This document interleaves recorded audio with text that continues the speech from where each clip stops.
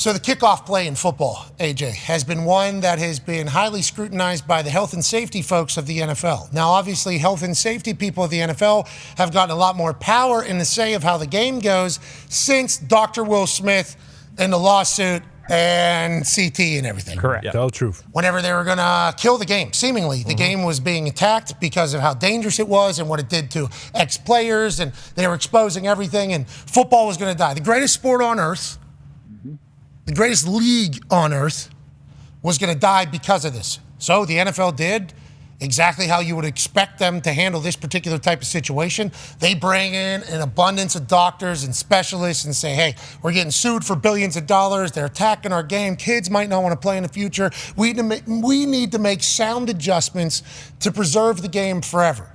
Now, have they made decisions that make a lot of us football people go, you're fucking ruining the game? Some. Yeah. Some. But the state of the game is in a very good place. Oh, yeah. We still feel like we have great football. We still feel like we have physical football. We still have fast football. We still have violence. We still have it all, but it seems to be tempered just a little bit. And there's a generation that has only known this style of football, so their version of it has been electrifying to watch. Ratings are at an all-time high, but there's one particular play that the health and safety folks have continued to say, hey,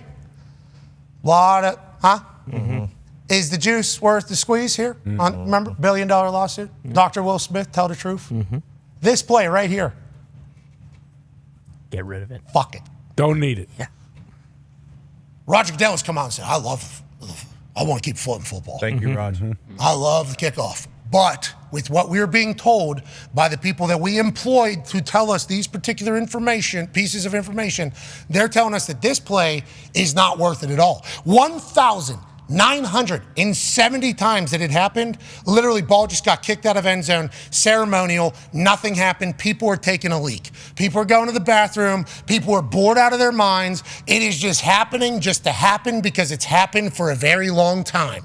We need to figure out how to save the kickoff for football. Last year, they instituted the fair catch rule because they thought that it would eliminate concussions. It would also give them a good place, a good starting field position for the offense. It would be something that would limit the amount of contact, even if the kicks aren't as perfect as they had been in the past. Every special teams coach hated it, but they used it. And what happened? Well, only 22% of kicks were returned last year. Okay? Only 22% of kicks were returned. Helped out with the concussions and the injuries, obviously. Stats were good for that particular fashion. But for the electrifyingness, if that's a word, of the kickoff, completely gone. So we need to figure out how to keep the concussions and injuries down, but also keep the electricity if we want to save play for future generations of football. So the special teams coordinators got together. There were a couple founding fathers of this particular concept that is a take on the XFL's concept, but changed a little bit to make sure that it isn't just an ugly, dumb play that did potentially happen in the XFL. They're calling this the NFL hybrid kickoff. Okay. Conversed, safer version of a kickoff. Okay. Let's go to the footage, AJ. Okay, shall we? Please. Let's go to the Piero. All right, so here we are on the football field, okay? So the kicker will remain kicking off at the 35, okay? Kicker is all by himself here on the 35, if you will, okay? That's a K. The other guys on the kickoff team are lined up on the plus 40, okay, just like we've seen in the XFL where the kickoff crew is further down the field to eliminate a 25-yard head start that they saw as one of the main reasons of why these injuries keep taking place on the kickoff play. So you will have the other 10 people who are covering the kick on the 40-yard line. Now, similar rules to the pass on where people can line up. 2 people will have to be outside the numbers, 2 people in the alley, then you can have 1 in between the hash marks. And on the other side, you have the same exact rule where, there's other 2, you get it, are outside the numbers. So this is the same rules we have now. All feet have to be on or 1 foot has to be on the 40-yard line. So then the kickoff return team now, we're talking to ourselves. Well, where are they going to be? Well, they're going to be in the setup zone, which is the 35 to 30, which is obviously 5 yards away from the kickoff team.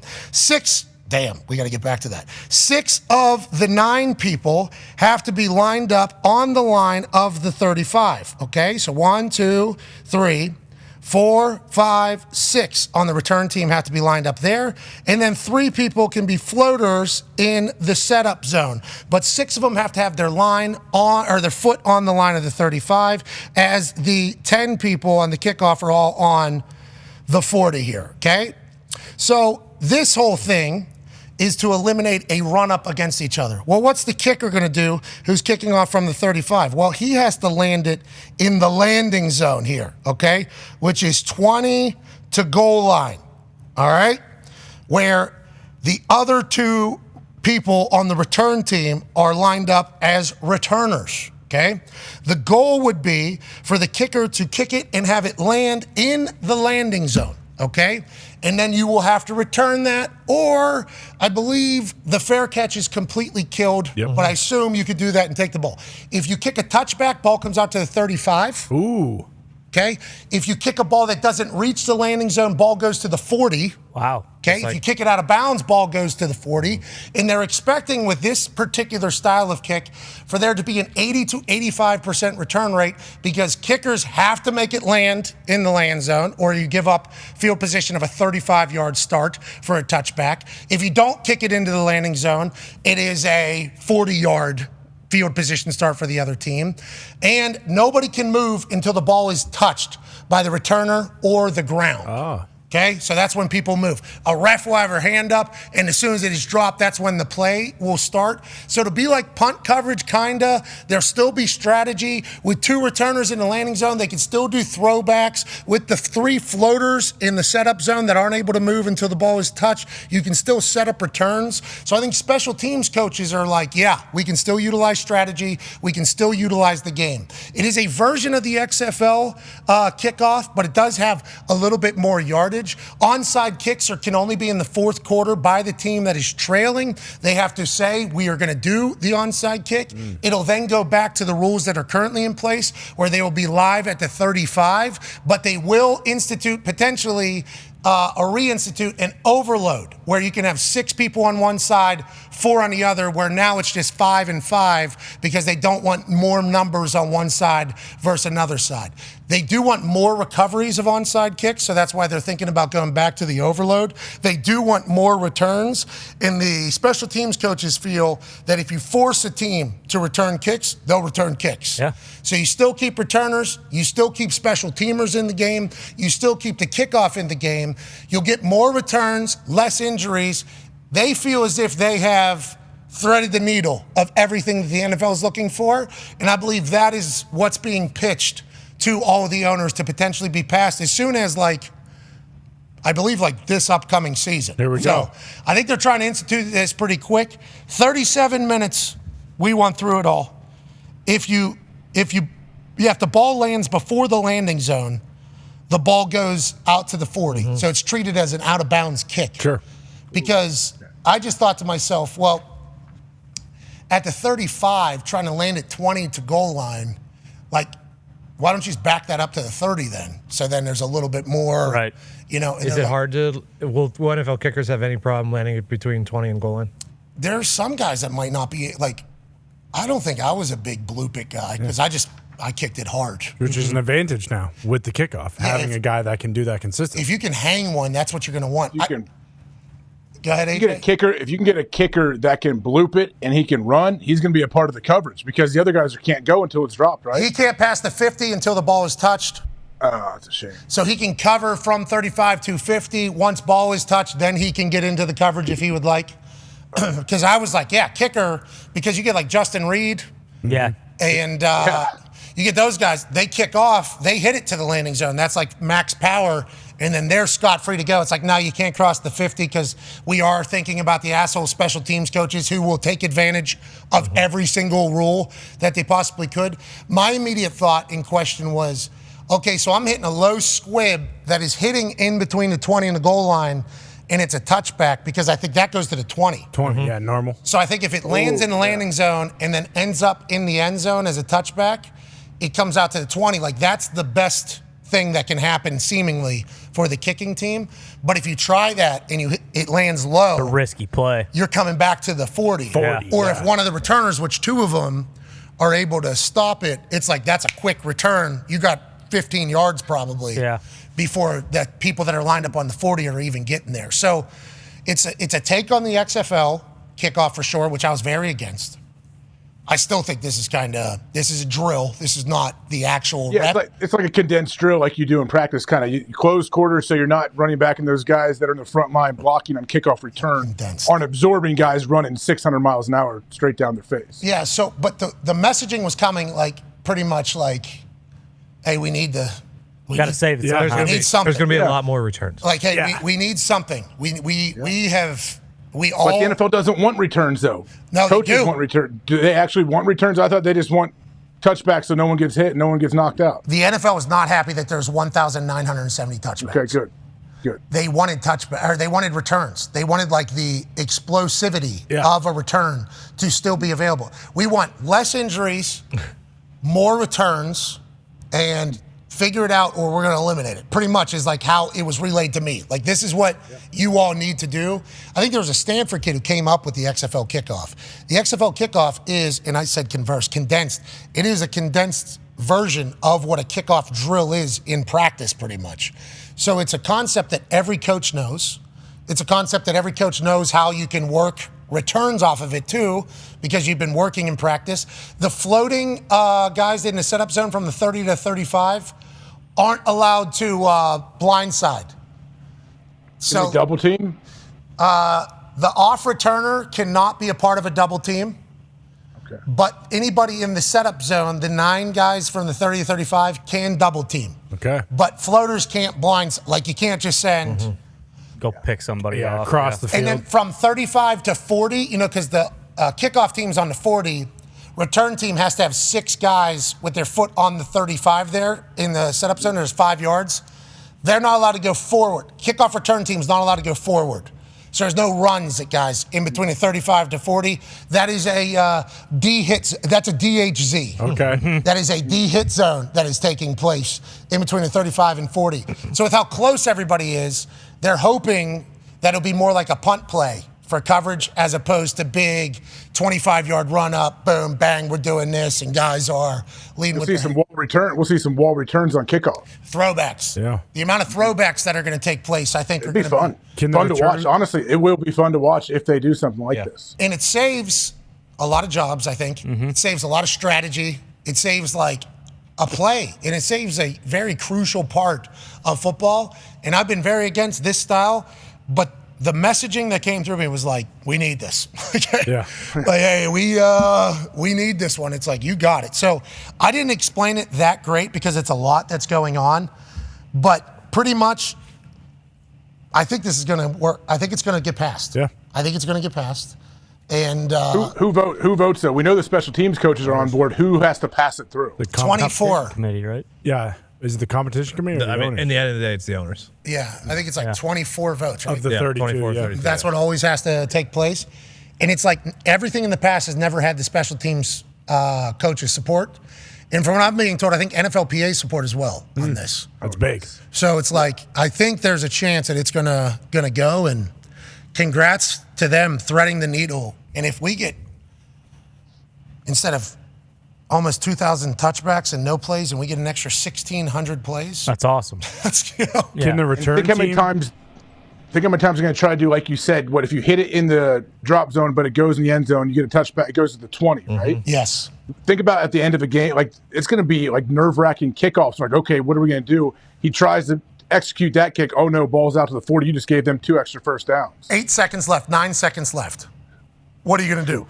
Do you go full touchback, let him take it at the 35? 35 is a hell of a start. Yeah. 35 is a hell of a start, especially if you're up 2. Let's say you're up 2, and now you got to do it. Like, we got to go cover a kick, seemingly. It's like baseball where you have to throw a strike. Yeah. Like, that is how you got to get out of here. Like, this is, you can't just squib one, run some timeout, do this entire thing. It's like you have to basically, you have to do a play.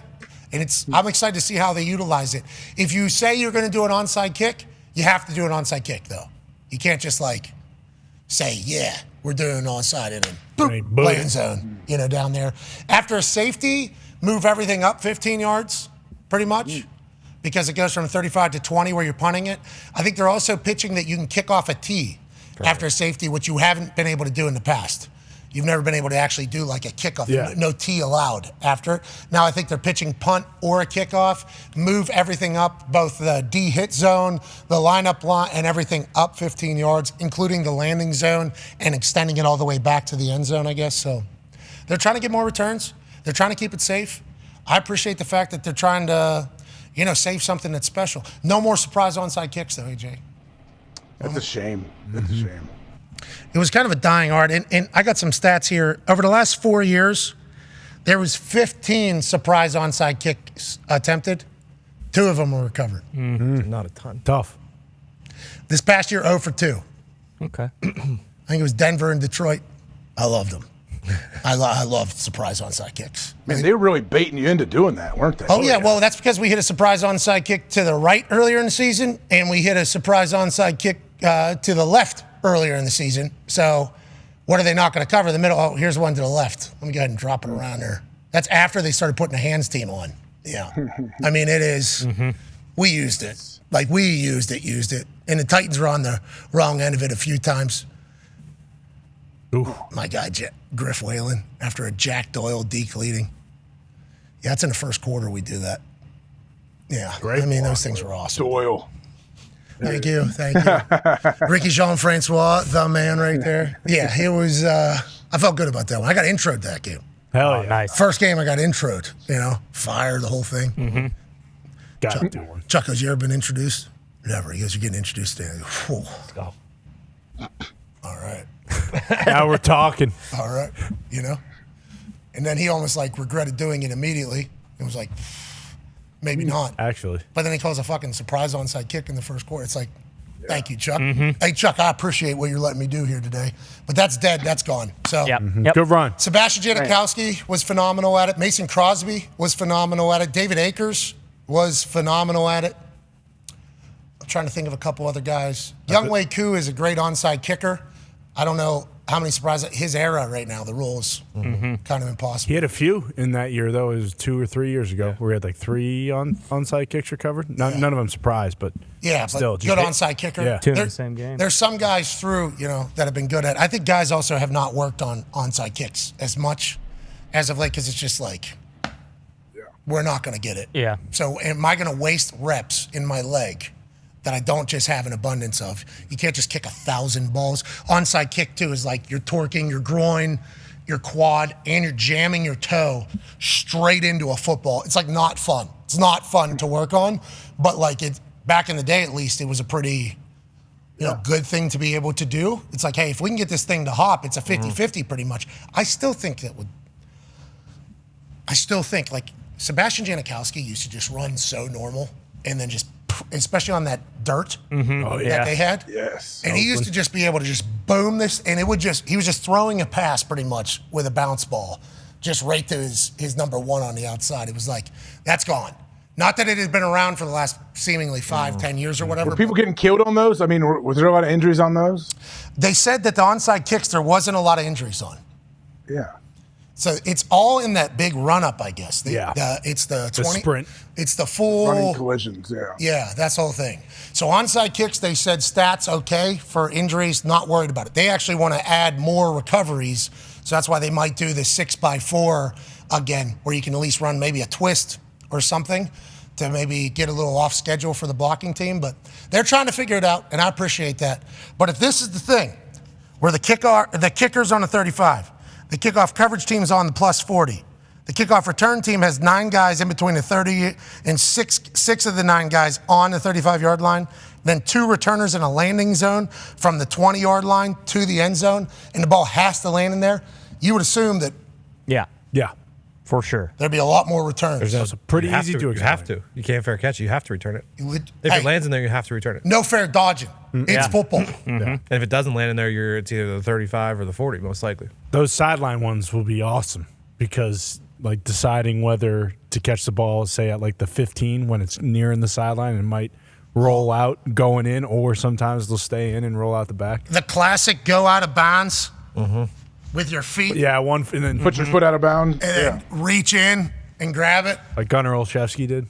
Well, he did the opposite of that. Actually, he toe tapped to keep his feet in bounds. Yeah, but he was all jacked up. He was toe drag swag. Yeah, exactly. And it was a great toe drag. It was sweet. He did it. I don't think everybody thought he had to be out of bounds. Yeah. But he was so good at the toe drag swag, he was actually in bounds. Trying to get some wide receiver reps. In a time you don't want to have your feet in bounds. Yeah.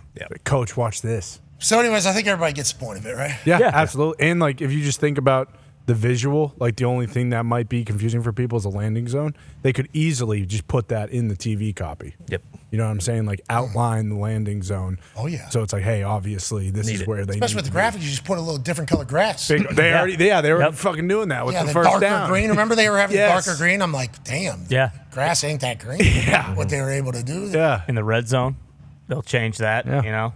Bingo. Yeah. I got it.